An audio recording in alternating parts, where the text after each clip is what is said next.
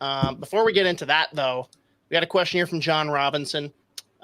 Z, give me 2 to 3 D prospects that you think are most likely to be in the lineup alongside or adjacent to Brock Faber in the next couple of years.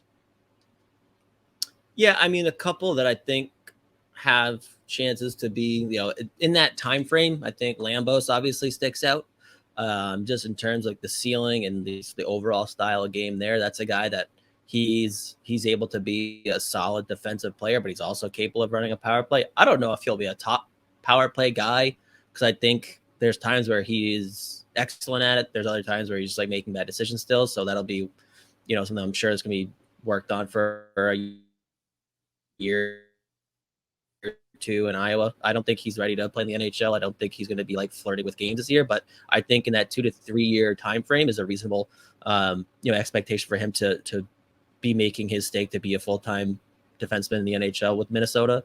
And I mean, the steps that I think like a guy like Damon Hunt took last year, I think that's another guy. Well, this is going to be a big year for a kid like Ryan O'Rourke too, but those are the guys that are probably the closest. I still am a huge believer, obviously, in guys like Kyle Masters. I think he's still 3-4 years away. And there's other guys. We'll see what Spot Check's year looks like this year in the AHL. And there's other guys there. Even a guy like Simon Johansson, who... Your internet is quite a debacle right now. Staunch power play because it's funny. Oh, I'm back again.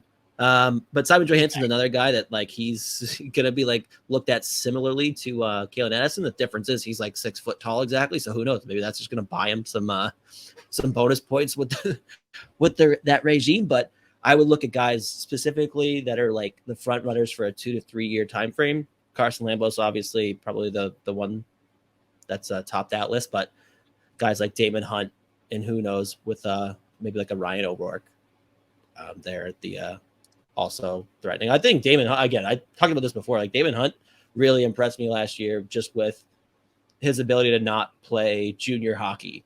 Like his ability to just like not do all of the things that made it really fun to watch him play junior hockey that will never work in the NHL.